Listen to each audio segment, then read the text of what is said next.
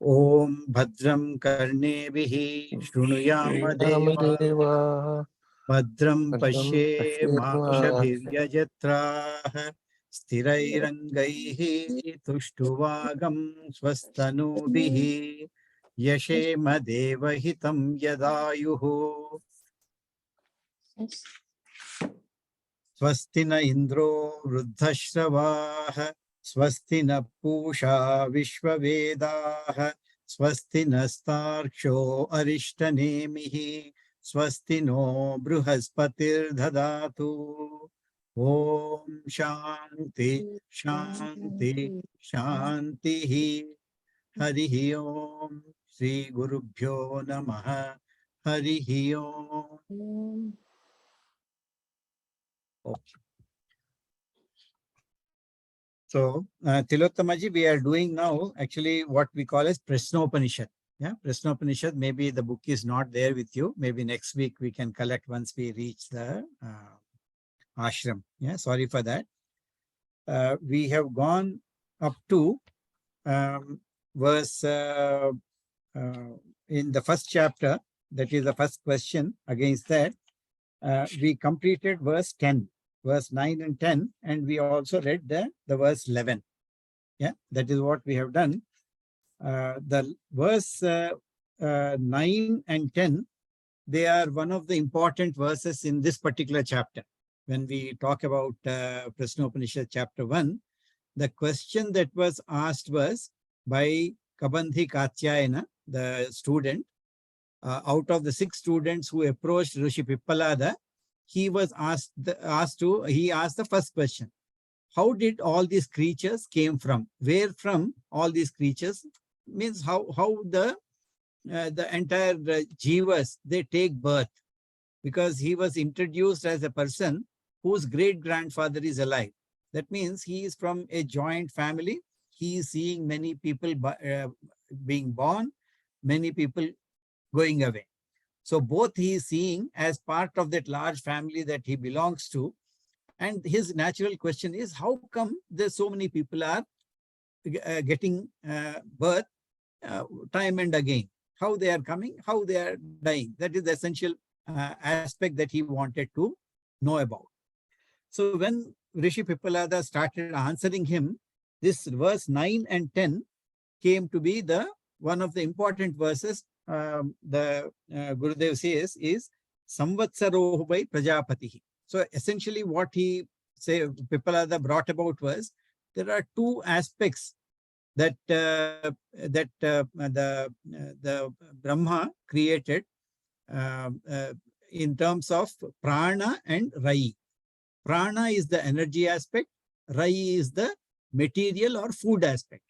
So the food is also called rai, and or the material aspect, we can say. So the entire creation started with only 2 aspects called prana and rai at a samashti level, and those 2 he hoped will create various creatures in the earth as we move forward.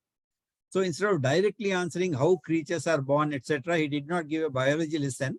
He started with prana and rai, and this prana and rai in turn can be compared with sun and moon. We are told that Aditya and Chandra. So these 2, it can be compared with. When talking about the sun and moon, obvious fallout of these 2 aspects of the creation are our time aspect. So the Samvatsarovai Prajapatihi, the verse 9 was talking about Samvatsarovai Prajapatihi Tasyayane Dakshinam cha Uttaram cha. We have seen that this sun movement, while going through the earth, earth going through this particular sun, it appears that the sun is moving in 2 directions. One is from southern direction to the northern direction, called Dakshinayana, which actually somewhere starts in June 21st and ends somewhere in January 15th as per our this one. But the current days, the winter solstice falls on December 21st or 22nd. But we celebrate Dakshinayana ending along with Sankranti, which falls on 15th of January this year. Between 14th and 15th, it varies. So this is the movement of Dakshinayana. movement of sun from the southerly direction, from northern point to the southern point. And the second one, he says, Cha Uttarayana. Uttarayana is when the sun appears to moving from south to north. And this, we said, starts with 15th of January, goes right up to 21st of June. So this movement is called Uttarayanam and Dakshinayanam in our calendars, which we all know about. Yeah. What we have seen in this particular aspect is what Rishi is telling, Tadyehavai tadishta purte krutamitya upasate te chandramasameva lokam abhijayante. So those people who follow Dakshinayana path, the Rishi says, go to Chandra Loka. So there is something called Chandra Loka, and those people who follow Dakshinayana will go to this particular Loka. And Tayeva Punaravartante. Those people are the ones who actually come back and take birth. So he is still answering the question, telling that those people who follow, everybody has got two choices. One who follow Dakshinayana path, other follow Uttarayana path. Now, obviously, when we talk about Dakshinayana, Uttarayana in terms of the sun, and then suddenly say those people who follow Dakshinayana, that means he is not really referring to the movement of the sun, but comparing it with something which we do as our lifestyle. And what is this Dakshinayana lifestyle, as we have seen, is those people who take up karma as their path. Karma path is referred to as the path of the Dakshina. Path of south is referred to as the path of karma. What is this karma? He says Ishtam and Purtam. There are two aspects that one can take up, and these two are that particular activities which are enjoined by Shastras. Means the Ishtam path which is there is that path which the Vedas are telling. Means people doing yaga, yajna, those aspects which are enjoined by the Shastras. There is another path. You may not really follow exactly the path of Vedas. You can say Purtam, that means that which gives me satisfaction. But at the same time, it is not totally selfish. Means I construct a temple, I construct a road. So that type of works where the social service is involved are called Purtam. Now these two are where some of the rishis, it is telling, do accept karma as their path, and they can take up any one of them. They can either say they like our Gurudev started schools. So it is not anything related to his own ambition to become something, but it is for the general good of the society. So he has gone, because he is of a teacher, so he took up the path of students. For example, he established various schools among India, various states, especially in the south you find them. So this particular aspect that are there called their Purtam. Now anybody who is taking this Ishtam and Purtam, the Dakshina path, are told that they go to Chandraloka. And we have seen this Chandraloka concept also. This comes again and again. And why Chandraloka? Because Chandra has got a specific way that it goes from new moon day to full moon day. And from full moon day comes back to new moon day.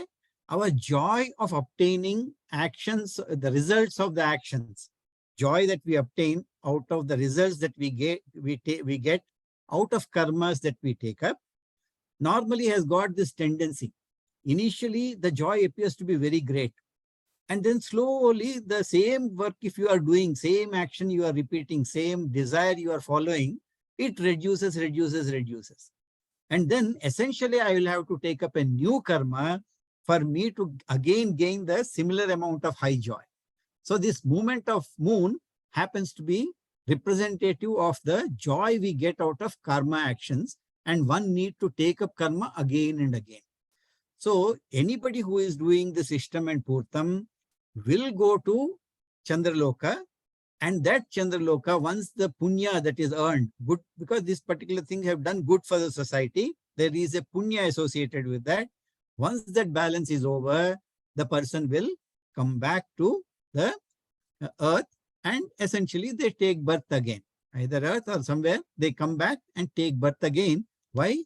Because they have to again take up another karma for them to get the joy. Because that punya is over, no longer joy is available in Chandraloka. They are the people who come back, and they are the people who will take birth itself. So here, and it is called Pitruyanaha. Pitruyanaha, our forefathers have followed the same path, and we also will follow the same path. That is how the verse 9 indicated that there is a path of karma, and that is referred to as Dakshinayana. And verse 10 talks about Athottarena tapasa brahmacharyena shraddhaya vidyaya atmana manvish adityam abhijayante. So there is other people who they are telling follow the path of Uttarayana. So Dakshinayana is over, path of karma. So there is a path of now jnana. There is a jnana marga, which is the Rishi is telling, which is referred to as Uttarayana. And those people who follow this Uttarayana, what do? They don't do the Ishtam and Purtam. They are the people who do tapasa, brahmacharyena, shraddhaya, vidyaya. The tapas is tapas is actually in Mahabharata, tapas is defined as bhoga sankochaha. Means those people who restrict their bhoga, their enjoyments. So you can take up anything, whatever gives you the maximum enjoyment in this general world activities that you are taking up. That particular aspect where you are, where you think is diverting you away from the Brahman or the path of this one, jnana, you require to restrict those activities and come back more and more into brahmacharyena. Brahmacharyena, once you start moving around in the path of, once you move around in the path of jnana or knowledge, that is where you require to bring in brahmacharya and shraddhaya. Have faith in the guru and the teachings, and vidyaya, gain knowledge. And such people, what are they gaining knowledge about? Atmanamanvishya. So they are all in the path of looking out for something called Atma, the self. So Atmanamanvishya, what do they gain? He says that they gain Adityam Abhijaya. They go to the Loka of sun. The other people went to Loka of moon. These people go to Loka of sun. And what does that Loka of sun give them? These people punaravartante. They don't come back at all. Yeah. Whoever is doing this this particular aspect of etad vai prananam ayatanam etad amritam abhayam etad parayanam etasminna punaravartante. So those people who are reaching this loka of sun, they will not come back into this particular thing. They remain in the loka of sun. How do they remain? Amritam. There is no death for these people anymore. That means no birth. The entire idea of there is no death means there is no birth. When birth is there, death will be there. And they are abhayam. They have no fear of death anymore. So they remain in the loka of sun, and na punaravat. Those people, they will not come back and they are not born. So essentially what Rishi is telling, the Pippalada is telling is, the birth that you are seeing around is essentially happening because of people's taking up the path of karma. And that karma essentially means there is a result and there is a joy. And once the joy reduces, essentially those are the jivas who come back into this earth and take birth again and again. So essentially that is what these two verses are importantly telling, taking example of the movement of the sun, of northern movement and the southern movement, Dakshinayana and Uttarayana. So this is what we have seen in the last few classes that we have seen. Yeah, and to establish that this particular thing is this particular thing is not his own thinking. He is quoting a quote from Rigveda. So that is what we have seen. The Rigveda, this one which is there, is talking about Panchapadam Pitaram. I think we have read this verse as well. Panchapadam Pitaram Dvadashakrutim Diva Ahuhu. Verse 11. Yeah? Diva Ahuhu. Pare Ardhe Purishinam. Pare Ardhe Purishinam.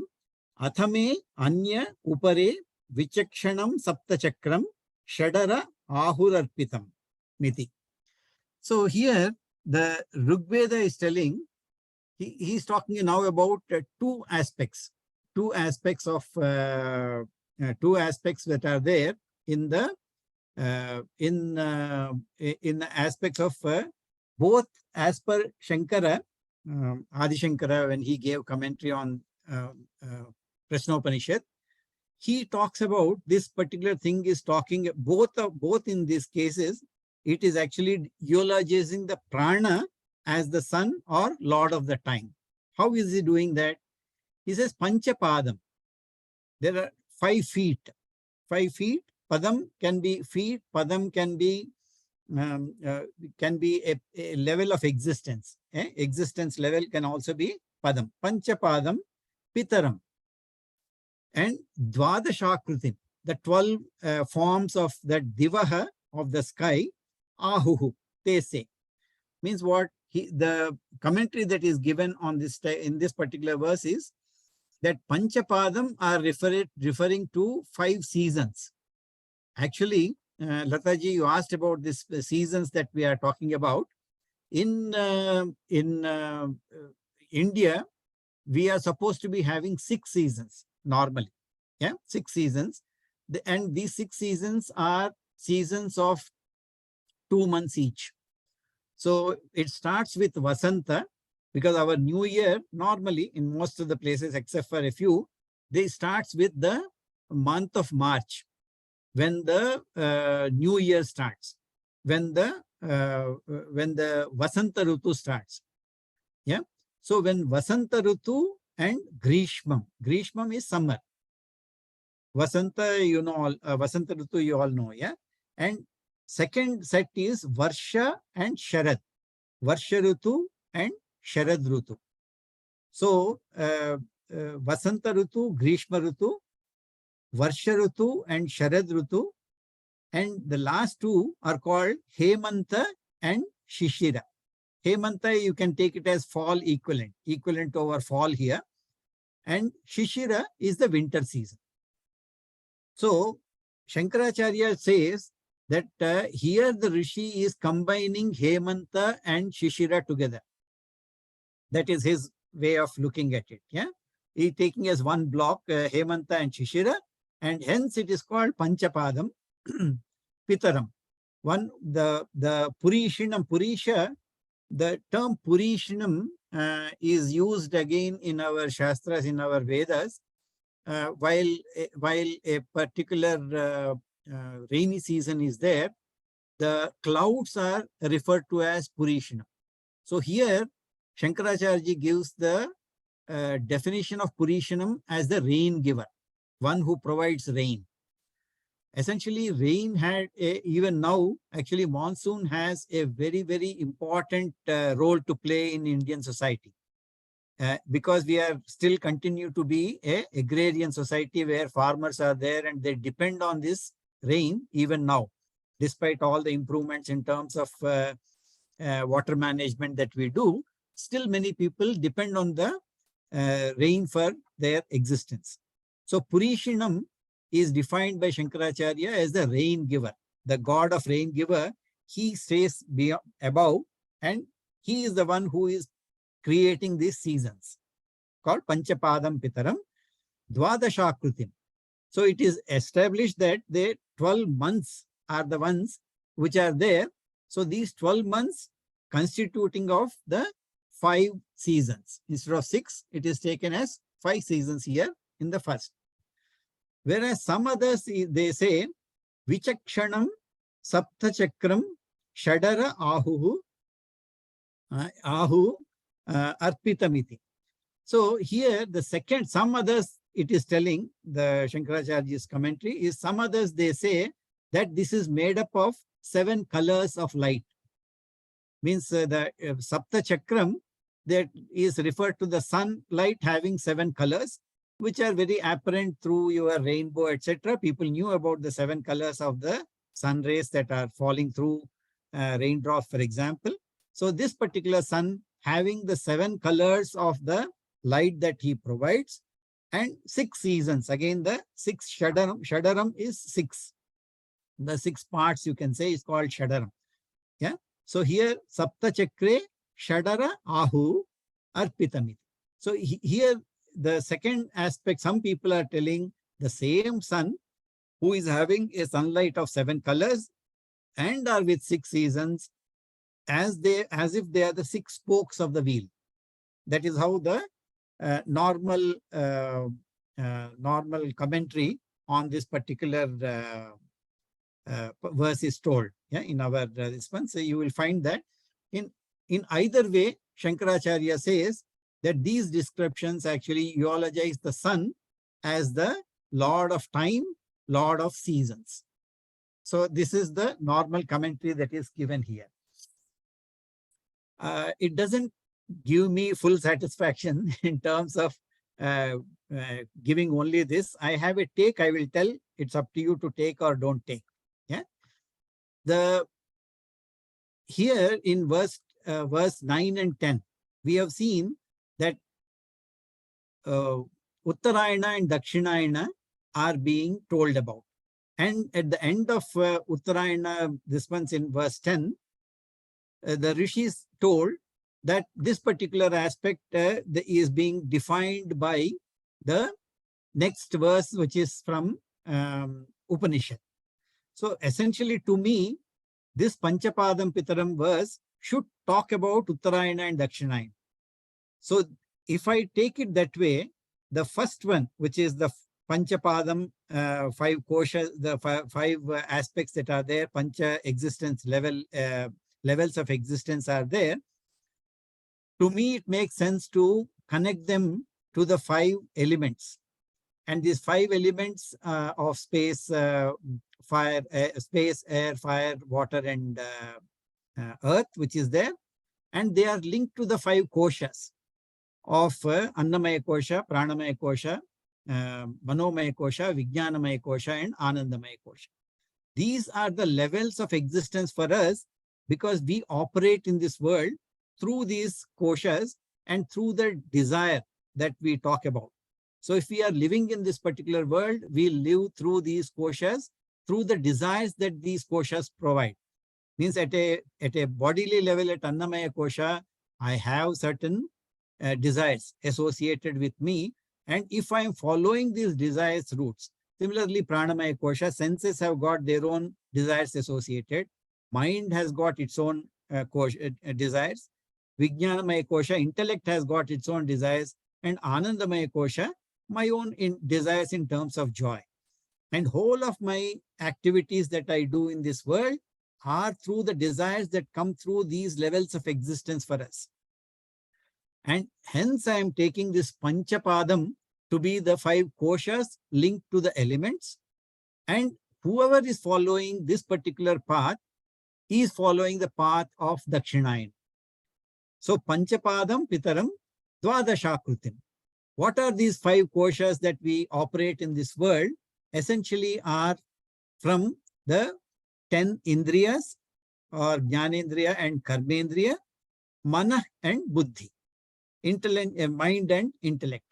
These 12 become the Dvadashakrutim of this Panchapada. So I live my desires through the 5 koshas, through using the Dvadashakrutim, 12 forms of 10 Indriyas, mind and intellect. And those who follow this particular path are following the path of Dakshinayana. And those people, the verse 9 automatically already told, are the people who go to that Chandraloka. And Uttarayana is on the other side. Means the others who say Vichakshanam, Vichakshanam is referred to as a sakshi before, but here we can take it as Vichakshanam can be sakshi, or it can be taken as the discrimination. So those people who follow the path of discrimination, they follow the other aspect of brahmacharya, tapas, and this one, using the chakras, Mooladhara to Sahasrara.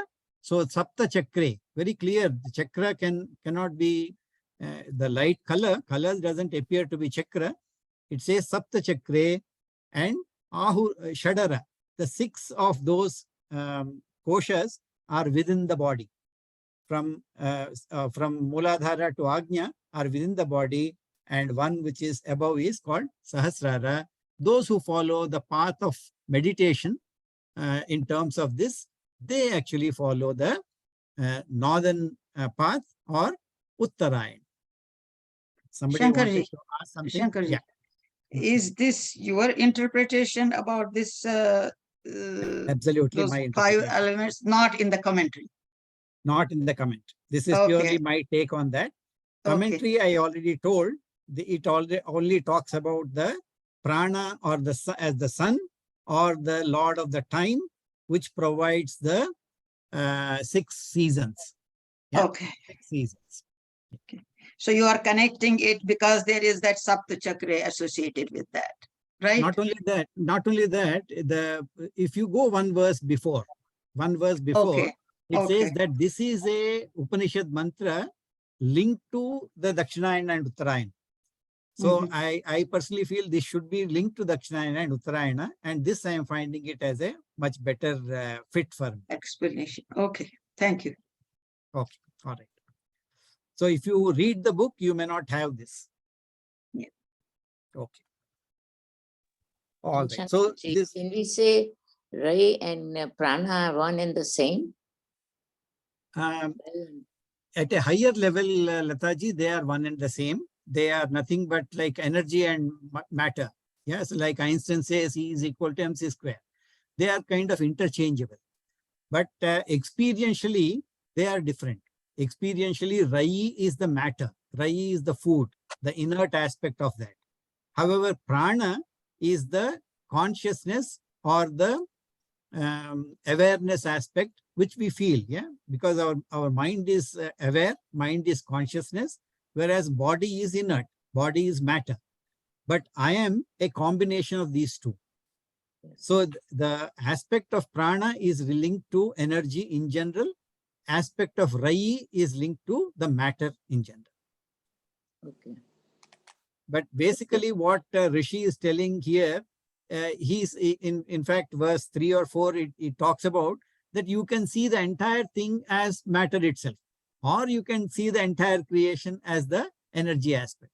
It's only up to you how you look at it. So if you are looking at yourself as a Rai, as food, then I will say that I eat food, the food becomes me, so I am the matter, I am Annam, I am the Annamaya Kosha, I am the physical body. At the same time, you may say that no, I am not this body. Although body appears conscious, my sentiency is more of consciousness and awareness. I am slightly different from this. You may take yourself as the entire thing, even body, as a aspect of prana, not aspect as Rai. How you define yourself actually defines as to who I am. So ultimately, this is all linked to the same search, what Ramana Maharshi talks about in terms of who am I. Yes. Yes. At what level you are also? What level? Actually, we are all in the level of consciousness. Our understanding may be different. Yes. Yeah, right. Okay. We'll go to verse 12. Yeah. Masau vai prajapatihi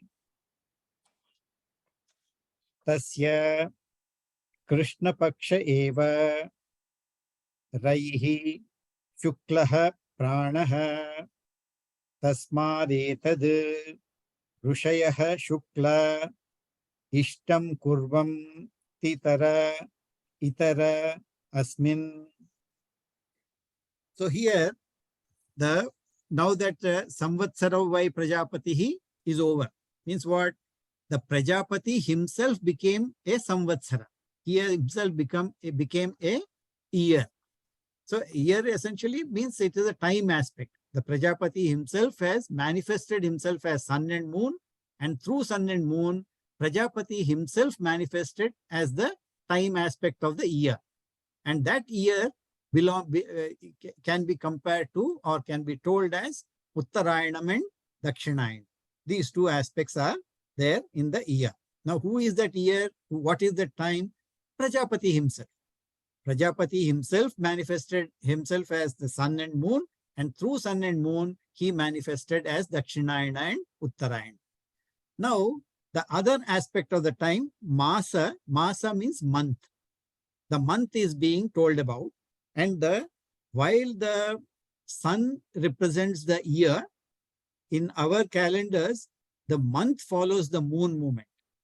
It is not the sun movement, it is the moon movement, and the moon takes roughly 29.5 days in a month for days for that month to complete that particular revolution. So here he says, Masav vai Prajapati.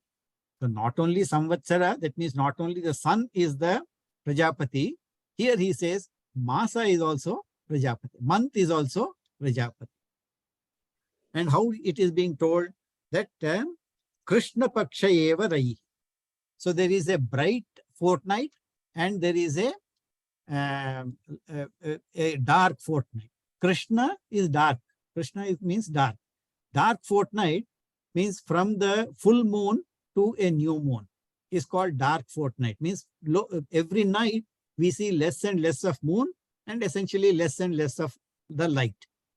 So Krishna Pakshaha is being compared to the matter or the Rai. And Shuklaha Prana, the bright fortnight, is being compared to the Prana. Tasmadetat Rushayaha. So he says, because of this, some rishis, they say, Shuklaha Ishtam Kurvantiti. Itara Ismin. Means some rishis, they say that in Shukla Paksha only Ishtam. Ishtam is being defined, normally translated as the sacrifices, etc. Ishtam, Purtam. I already mentioned these two. So he mentioned here the Ishtam. You can add Purtam to this as well. So those people who are there, Rishaya, he says, they take up the activities during Shukla Paksha. And others, Kurvanti means those karmas essentially you will have to take up are called Krishna Paksha. Yeah? Kurvanti. Itareta Rasmin. Others, they do the activities in all days. They are not really worried about that I should do it only during the Shukla Paksha or the white fortnight or the bright fortnight. They take up the activities everywhere. So, as I mentioned, year follows the sun and the month follows the moon. So, in moon, now is being told that even this Masa, which comes through the moon, actually comes through the Krishna Paksha and Shukla Paksha. You may take two fortnights that are there. Some rishis who follow this particular aspect says that you must take up these sacrifices only in the month of the bright one. Means from new moon to full moon.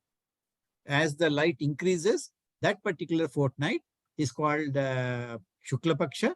People say that you follow this particular aspect. And those people who take up these particular jobs that we are talking about, they are Sakama Karmas. The normal the interpretation that is given, because Ishtam and Purtam are being given. So they are Sakama Karma. Means what? There is a desire associated with these karmas, and those people actually take up during the Shukla Paksha. Means when the joy increases. As I mentioned, the moon and moonlight and movement of moonlight is closely linked with the joy one gets out of the actions that one takes up. And they say that because the joy increases during Shukla Paksha, it is better you take up these jobs during the Shukla Paksha so that you will get the maximum benefit of the joy one gets out of this. This is how And second, people who are not worried about whether it is Shukla Paksha or Krishna Paksha, any particular time that can take up, obviously they are the people who are taking Nishkama Karma. Because they are not worried. I am not depending my actions based on the joy I get out of those actions. I am performing this at a different level. I am not worried about my own joy. So those people, they do it anytime. That is how the verse is being reflected here. So again, as I mentioned, the moonlight represents the joy associated. And those people who are doing Ishtam and Purtam, those are the type of karmas that one we take up for the joy one gets.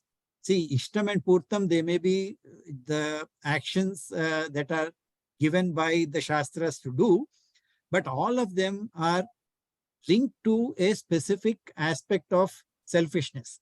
So if I do even a Purtam, for example, I am constructing a temple, I want the name and fame associated with that. So I will put a plaque there to say that Rajas and Rishis, if you, especially in the south, there are Sila Sashanam, we call them, the stone they have written, that Raja Chola is the one who constructed this particular temple on such a this one. And so their name should be there associated with this temple for thousands of years, is the intention behind the construction of a temple. It is not immediate benefit, but there is a name and fame associated with such a activity one would does. Or if I'm paying a annadana, for example, in a temple, you can go and give a particular this one. And annadana is given every day. And there you will find names of the people who are sponsoring that day's annadana. So the idea is essentially, although there appears to be more for the general good of the people, there is a selfish motive behind in terms of putting for this. Suppose I say, no, I don't want my name to be provided there. But still, I am doing it for the sake of punya. That means if once I die, I should go to Swargaloka, I should go to Chandraloka. Not only that, when I come back, I should take birth in a wealthy family, in a better this one. All my limbs should be functioning 100%. I should be intelligent. So many things will be there in terms of doing good to the society as well. The punya I get, the name I get, the joy I get, these become the essential aspects with which we are doing action in terms of this particular Ishtam and Purtam. And it is telling that such people should start in Shukla Paksha. So I do it in the prana, not in the matter of Rai. Means what? Even those people, those aspects which are there must be done at a higher level of understanding, but the joy one gets, the person will come back. This is what the verse 12 is telling us. Verse 13 we will go with. Yeah. Shankar Any questions? Yeah. Yeah. When we are following this Chandrama every month, so that means 25 days. So then the sun one 365 days. So there is a difference. Is that when we get the Adhik Mas? That's right. Yeah. It's actually 29.5 days instead of average 30 or 31. You can take it that way. So the variation, it will not be a Adhik Mas every year. It happens once in 2 or 3 years. It depends. So you have to again match the Chandramas with the total Suryamana in terms of the year. Unless you do that, your seasons, you will miss them. If you depend only on the moon for your movement, the seasons you will miss. And say our year is called Varsha, because the Varsha means rain. And rain has got a very, very important role to play in our lives in terms of this. So calendar should tell me 2-3 things. Calendar should tell me when the rain will come in the next year, when it will come, because I lose track. Once the rainy season over, Hemanta, Shishira, all those things will come, I may lose track. As an agrarian society, I should be in a position to estimate when the next Varsha will come, next rain will come. So the Varsha is named after, year is named after rain in our calendars. Yeah, that is one. Second is, we should also know when the full moon will come, when the new moon will come. And based on that, when the Grahan will come. So all this becomes very important in terms of this. Following English calendar, one of the main difficulties for us is these particular months and years, they have been played around by the Romans and Greeks too much. So we don't get anything out of that calendar. We don't know when the rain will start by following this, unless we know June it will come, but it doesn't tell us exactly when the year should start. We start our year middle of the winter instead of when the spring season, when the whole world is blooming up. We don't start our year. We start our year in the bleakest of time in terms of mid of the winter. Anyway, doesn't matter. The following English calendar has got its own advantages in the world activities, but our calendar gives a better way to follow these aspects that I'm talking about here. Thank you. Shankarji, can I also ask a question, please? Yeah, please go ahead. Please go ahead. You had said that Sharad is winter and Shishir is winter. So what is the difference between the two? Sharad is not winter. Okay, what is it? Hold on. It's fall.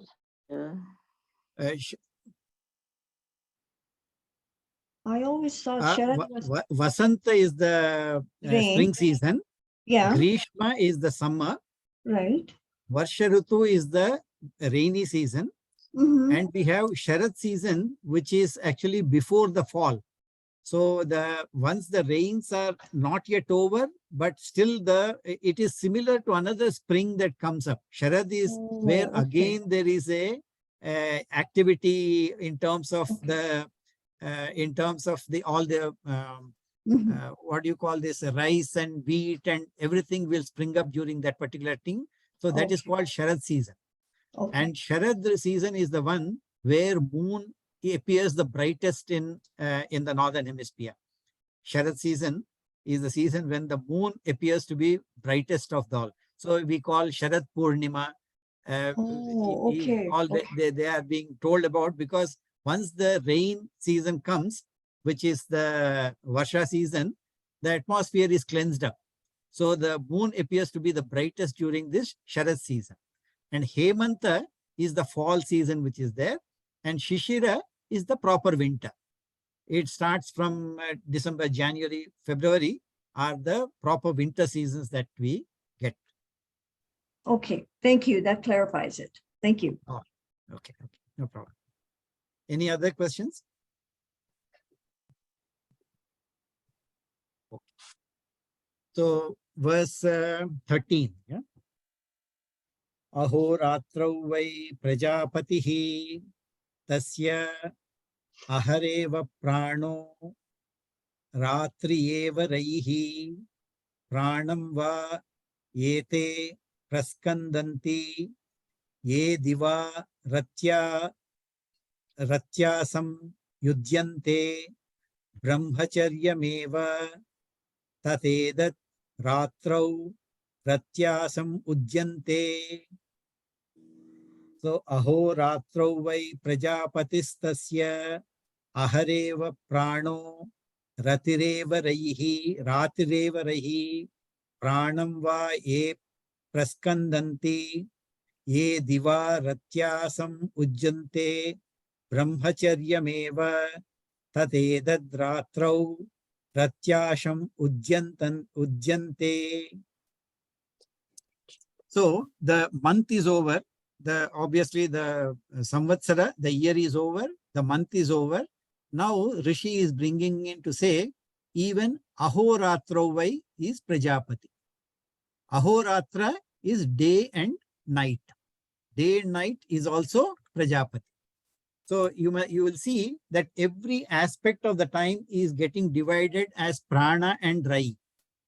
So in case of year, we said Dakshinayana is the night and Uttarayana is the, Dakshinayana is the rai and Uttarayana is the prana. In the month, Shukla Paksha or the bright fortnight is prana and the dark fortnight is rai. And now he says the day and night, once we take the one full day, it has consists of ahoratrau and that is called Prajapati. Even your day and night is Prajapati. So day and night is a combination of sun and moon. We see that Samvatsara was based on purely the sun aspect. The month aspect is depending purely on the moon aspect. Ahoratra way, you find the sun and moon, both of them together making up a day. And in that, he says that prana is day. And ratri eva raihi. Ratri is the night. Yeah. That means that one interesting thing, yeah, we call the hour in English as hour, no? Hour. Ahoratra, that ahor ratra, the hour actually they say is come from this particular term of ahoratra. The hours, that 24 hours that make up the day, the hour word actually comes from this ahoratra. Anyway, so this ahoratra, night is the matter or food. Pranam va ete means they assuredly there is pranam. Praskandanti ye divaha ratyaha means here slowly the Rishi is answering the question in a more biological way. He says those couples who do the activity of ratya, the sexual activity, if they are doing during the daytime, they are assuredly praskandante. They dissipate their energy, is what is being told here. That is how the Shankara defines this verse. And he says, sayudyante brahmacharyameva tado ratrau ratya sayudyante. But those people who indulge in the activity, in these activities of copulation during the night time, that is almost equivalent to brahmacharya. Brahmacharyameva tadratrau ratya sayudyante. That is how Shankaracharya and others, they give this particular one to say that those people who are, but generally speaking, the word ratya that you can talk about is not only limited to copulation. It is generally any activity where the desire is there. Desire for joy, desire for worldly activities, desire, you can say even those passions that are involved in terms of any activity that you take up with the world. So we must expand this a bit more. Don't limit it to only the aspect of sexual activity, because this particular thing is answering, the Rishi is answering a question of how the creatures are born. So that is being defined as such. But generally, if you take Dakshinayana and the path of Jnana and Karma, basically if you are taking, anybody who is taking up these activities, if I say that day is prana, so during, if it represents prana, it represents a Jnana Marga. So in Jnana Marga, if I take up an activity associated with a passion, means what? I am doing actually the activities as if they are the Ishtam and Purtam. The activities where the karma is involved, where the joy is involved, where the result is involved, where joy is involved, such people, they are actually praskandante. Their energy they are wasting, because in Jnana Marga, I should not have any desire-oriented activities. Whereas those people who are taking up such activities of desire, passion, during the night, that means if suppose I am taking up a Gita Jnana Yajna, for example, I am doing it for the sake of good of the people. So I will have certain desires. What type of desires? That this knowledge should be spread across to many people. This particular knowledge should be available to the entire society. With such a desire, I am taking up such activities of Ishtam and Purtam. That means they are the aspects of karma that are there. In such a case, they are equivalent to Brahmacharyameva. Brahmacharyameva tadyadrau tadratrau ratya sayudyante. So those people who are taking up the karma, they are equivalent to brahmacharya if you are taking up the karma related activities, desire related activities during the ratri. Means whenever I take up an karma related activity, even though there is a desire associated, even though there is a ratya associated with that, what I gain out of that is equivalent to brahmacharya. Means that also is actually given by the Shastras for me to follow. That is nothing wrong in that particular aspect.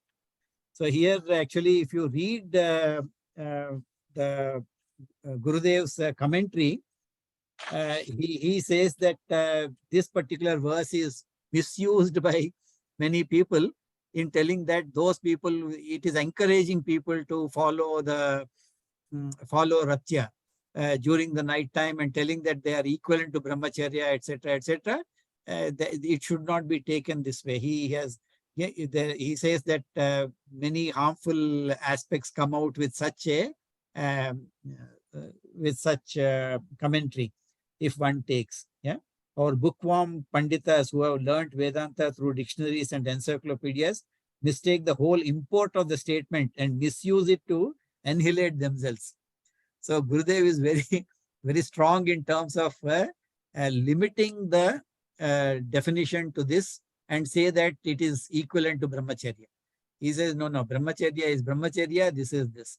Essentially, when we talked about in verse 10, yeah, that tapasa brahmacharyena shraddhaya vidyaya. See, this aspect is very, very clearly laid out as far as what Jnana Marga is in this particular text. So when we talk about prana equivalent to the day, the activities that we do in terms of tapas, brahmacharya, shraddha and vidya, they are pretty clear in terms of once you take it up, there you cannot have any desire related activities coming into the same this one. You must have those activities very clear in terms in your mind. When I take up tapasa, brahmacharya and vidyaya, shraddhaya, vidyaya, very clear that there cannot be any desire related activities that I do along with that. However, when I take up the activities related to Rai and activities which are governed by the Shastras in terms of Ishtam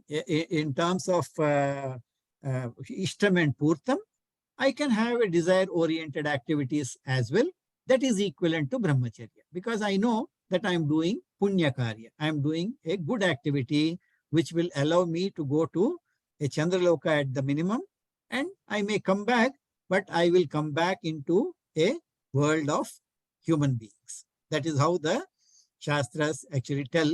So that is equivalent to Brahmacharya. Idea is that that also is coming from the same Shastras. So I can take up desire-oriented activities. However, they must be according to the Shastras of Ishtam and Purta.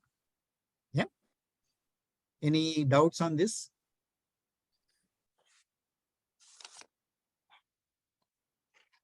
Okay. So verse 14 talks about Annam vai prajapatihi tato havai tadretaha tasmadimaha prajaha prajayanta iti. So 14, now Anna Srushti is being talked about here very clearly. Yeah. In Bhagavatam, we have this one on terms of how the pranas are, how jivas come back into this particular earth. So there he says that those people who have done either punyam or papam go to their respective lokas.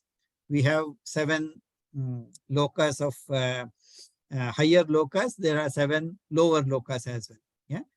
Whichever loka you go, there is not one swarga, one heaven and one hell. We have many hells and many heavens, really speaking. You can go to any one of, depending upon the level of punya, level of your bank balance, you go to a particular destination of tourism. So if you have good bank balance, you have an option of going to very good destination vacations. Enjoy there. Once your money, etc. is complete, you come back. That is how the heaven and hell theory works. Although there is a concept of Swarga and Naraka, but that is generic term. Yeah. So Annam vai, this Anna is supposed to be the food aspect that is being talked about here. So Annam vai Prajapati. So now that, as I was telling, the way the jivas come back into earth is defined in some of the Puranas. It talks about once you reach this particular loka, you then whenever the punya and papa are equal, or whenever the jiva is ready to take birth again, then they go and seed themselves into the clouds. Yeah. And once the cloud it starts raining, they come through the rain onto the earth. And in the earth, they enter the food elements. Means it can be a fruit, it can be rice, wheat, barley, anything you take.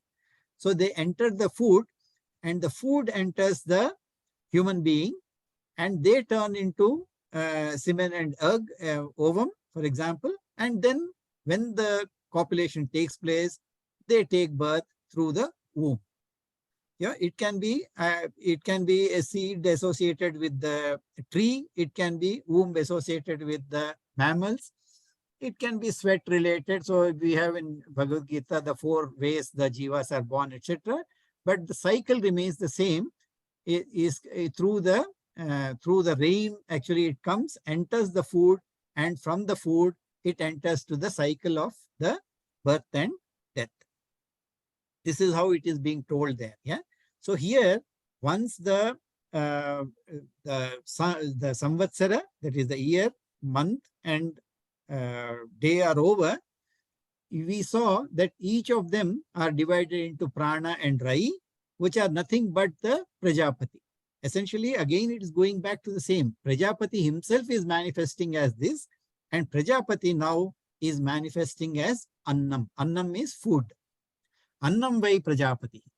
So at every level, the Rishi is not losing track of that Prajapati. The Prajapati himself is manifesting as the Samvatsara, as sun, as the moon, as Vaishvanara, and now as the Samvatsara, as the time, and now he is manifesting as the food associated with the rain that comes from. Yeah? So Annam vai Prajapati, and Annam vai Prajapati, he is the Prajapati. Tataha vai, indeed, tat retaha. Retaha is the seed. You can take it as the semen is how Shankaracharya and Gurudev have put that as the semen in a man, and from that all creatures are born. That is how so this Annam need not necessarily be again limited to a particular food that one is eating through their mouth. Yeah. Although broad meaning is that we can take the broad meaning as what is being given as Annam is Prajapati, Annam is food. Annam converts into Retas. Retas can be sperm or ovum. And from these, the creatures are produced. Very clear in terms of how the creatures are produced. Rishi is answering the person like that. But really speaking, Annam need not be again only Annam in terms of this, but Annam can be any sense object. So for my ear, various sounds become Annam. I eat the sound. Smells can be for the nose. I eat all the smells through my nose. I see all the forms through my eyes. All of this is Annam then when we are talking about. So without losing track of the generic meaning associated with that, all 5 sense objects, 5 types of sense objects, you will have the Annam associated, and there is a sense which actually eats this. So this Annam and Atra, we have seen this. Sun is the eater and the entire world is the eaten. This is how the concept has been built in terms of prana and rai, a different meaning that is there. So all sense objects are the eaten for all the senses, which is the eater associated with that. And we say that when food is eaten by jiva, actually I'm eating, I'm creating karma. And this particular karma will make me actually take birth again and again in terms of the retas. Retas is not limited to only the sperm and egg, but it can be a general karma, result of the karma, the prarabdha karma, the sanchita karma that I am developing. All of them are the result of this, and that particular thing becomes the reason for my becoming born again and again. Yeah, we'll stop here and then come back in the next verse. We have only, I think, a couple of verses to complete the first question answers. Yeah? We'll take up this Anna Srishti and then proceed from there in the next class. Shankarji, so far my understanding about Prajapati was Brahmaji's son and who looks after the whole universe. But now with this food and the days and years, and so this has really at least explained to me very well what the Prajapati's function is. Correct, correct. Thank you. If you take it, Sumanji, if you are taking it as the as that particular aspect of creation itself, what we must understand is two ways of looking. One is from the Vyashti to Samashti, that I am not limiting myself to individual. What I am seeing as an individual actually is Prajapati's manifestation. So it is, if you are taking it that way, it is very good. But if you say that, no, I am seeing Prajapati as Brahma or as a Saguna Brahman, and he is doing all this for me, good enough. So I must always see the samashti from the vyashti, from individual, attach yourself to the totality. That is the most important thing. That's true, but at least now it expands a lot more meaning of this than just now the samashti comes out more clear than just the individuality. Correct, correct. Yeah. I think this example is given in Gita too, in some chapter. I think 7, 8, somewhere there. I don't know which one, but similar example is given there. The seed and blah blah blah. The Prajapati eats Prajapati, all those things. He has given that. I agree with you. Yeah. Shankarji, can we say Prajapati is an energy? Prajapati is both energy and matter, Lataji. That's what it says. Prajapati Matter manifested together. himself as Prana and Rai. Both are Okay. Prajapati. Okay. All right. We'll stop here. I'll say the closing prayers, and then if any questions are there, I'm open anyway. Om Purnamada Purnamidam Purnat Purnamudachyate Purnasya Purnamadhaya Purnameva Vasishyate. Om Shanti Shanti Shanti. Harihi Om Shri Gurubhyo Namaha. Harihi Om. Shankarji, next week we will meet at the ashram. Yes, we will meet. Yeah, I provided. will. I will be missing now for 5-6 weeks because I'm going away. I will be recording this anyway.